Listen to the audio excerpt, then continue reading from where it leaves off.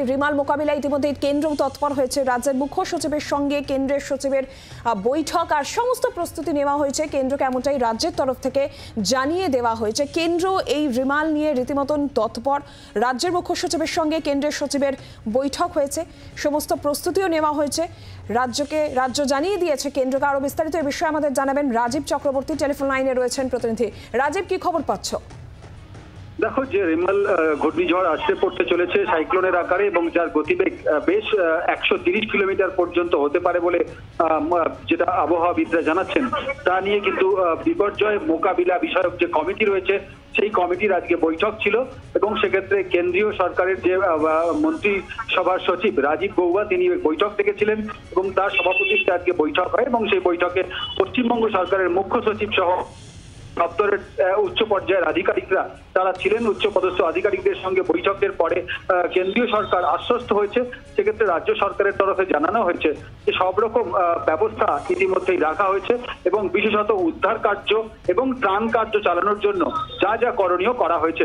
সেক্ষেত্রে বলা হয়েছে যে 12টি এনডিআরএফ এর টিম তাদের ইতিমধ্যেই বিভিন্ন জায়গায় মোতায়েন করে দেওয়া হয়েছে এবং কলকাতা বন্দর সহ বিভিন্ন বন্দর, পারাদ্বীপ বন্দরের যেখানে উদ্ধারকারী সেখানে দল রয়েছে এবং সেখানে বিপর্যয় মোকাবিলার যে বিভাগ রয়েছে তাদের সতর্ক করা হয়েছে।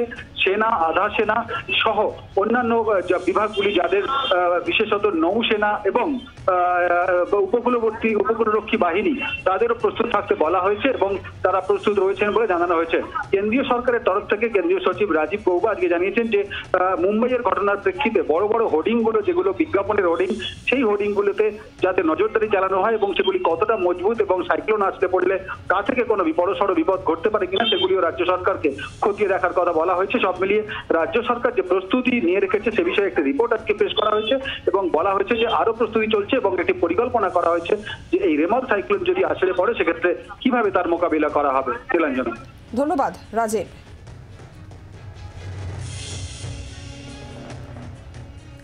আগামীকাল ষষ্ঠ দফা নির্বাচন আর এই নির্বাচনের মাঝেই দুর্যোগের এই আশঙ্কা। রবিবার দুপুরের পর ল্যান্ডফল ঘূর্ণিঝড় রিমালের কাল সকাল 8:30 নাগাদ ঘূর্ণিঝড়ের রূপ নেবে এবং রবিবার দুপুরের দিকে ল্যান্ডফল হওয়ার যে ইঙ্গিত পাওয়া যাচ্ছে, ল্যান্ডফলের সম্ভাব্য সর্বোচ্চ গতিবেগ ঘন্টায় 110 থেকে 120 কিলোমিটার বেগে হতে পারে বলেই যে পূর্বাভাস এখনো পর্যন্ত পাওয়া যাচ্ছে। সেক্ষেত্রে ভোটের মাঝে এই দুর্যোগের শঙ্কা সকাল 8:30 নাগাদ ঘূর্ণিঝড়ের রূপ নেবে।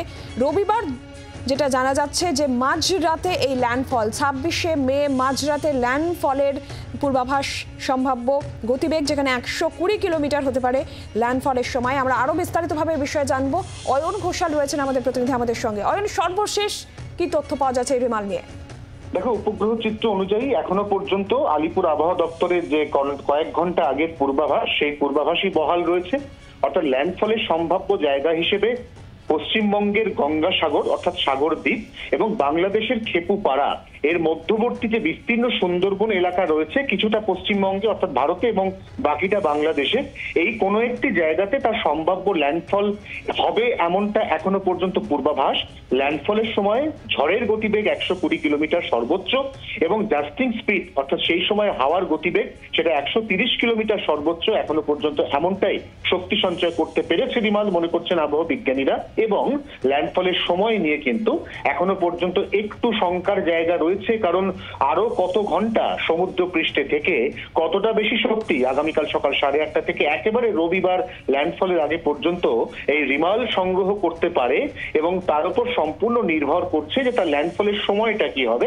এখনো পর্যন্ত ঠিক আছে যে রবিবার বিকেল থেকে সন্ধ্যে বা রাতের মধ্যে কোনো একটি সময় রিমাল তার ল্যান্ডফল করবে। ধন্যবাদ অয়ন। আর আবহাওয়া দপ্তর রিমাল নিয়ে ঠিক কি পূর্বাভাস দিয়েছে, আবহাওয়া দপ্তরের তরফ থেকে কি জানানো হয়েছে শোনাবো। ইস্ট সেন্ট্রাল বে অফ বেঙ্গলে আগামী 25শে মে সকালবেলাতে আগামীকাল সকালবেলাতে ওটি সাইক্লোনিক স্টর্মে ইন্টেন্সিফাইড হবে এবং তারপরে আগামীকালই রাত্রিবেলাতে ওটি সিভিয়ার সাইক্লোনিক স্টর্মে ইন্টেন্সিফাই করবে। ঠিক আছে, নর্থওয়ার্ড মুভ করে, অফকোর্স নর্থওয়ার্ড মুভ করে অন 26 অ্যান্ড 27, 26 এবং 27 তারিখে পশ্চিমবঙ্গের যে কোস্টাল ডিস্ট্রিক্টগুলি আছে সেখানে আপনার কয়েকটি জায়গাতে আইসোলেটেড হেভি রেনফল হওয়ার সম্ভাবনা আছে। মানে মেনলি আপনি যদি জেলা আমি উল্লেখ করি তাহলে হচ্ছে দুটি 24 পরগনা, ইস্ট মেদিনীপুর, এবং মোটামুটি মোস্ট অফ দ্য প্লেসে লাইট টু মডারেট রেনফল হওয়ার সম্ভাবনা আছে।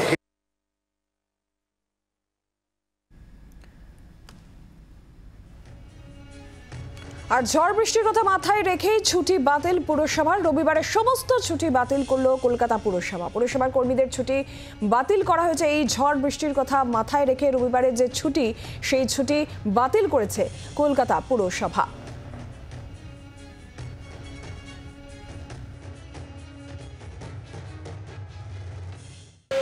আমাদের এমনি বর্ষাকালীন মিটিংও হয়েছে, আর ঝড় আসার আশঙ্কায় মিটিং হয়েছিল। আমরা পাকসান স্কোয়ার, ক্রেন এগুলোকে রেডি করেছিলাম। প্রত্যেক বোড়োতে এক্সট্রা পাম্প বসানো, যে পাম্পিং স্টেশনগুলো রয়েছে সেগুলো যাতে অ্যালার্ট মোডে থাকে। আমাদের যত ছুটি সেগুলোকে সব ক্যান্সেল করে দিয়ে আমাদের পাম্পিং স্টেশনগুলো যাতে 24 ঘন্টা চলে। জোয়ারের ঠিক পরেই যেন গঙ্গার লক গেটগুলোকে খুলে দেওয়া হয়। এইগুলো সব আমরা সাবধানতা করি। তাছাড়া পুরনো বিল্ডিং যেগুলো ভেঙে যাওয়ার আশঙ্কা আছে সেগুলোকে মাইকিং করা, পুলিশকে সতর্ক নজর রাখা, ওদের যারা ওইখানে বাসিন্দারা রয়েছেন তাদের রিকোয়েস্ট করা যে এসে যদি আমাদের টেম্পোরারি যে শেল্টারগুলো করা হচ্ছে সেখানে যাতে শিফট করে যান। আর দ্বিতীয়ত হচ্ছে যে বাড়িগুলো খুব বিপজ্জনক সেখানে যাতে সেগুলোকে তার আগে থেকে ভেঙে দেওয়ার বা অন্তত স্ক্রিনিং করে দেওয়া, এটা তাদের মালিকদের রিকোয়েস্ট করা, পুলিশকে সাথে সাথে অ্যালার্ট করা, এই কাজগুলো আমরা অলরেডি করেছি। বাংলার আওয়াজ, বাঙালির আবেগ, জি 24 ঘন্টা।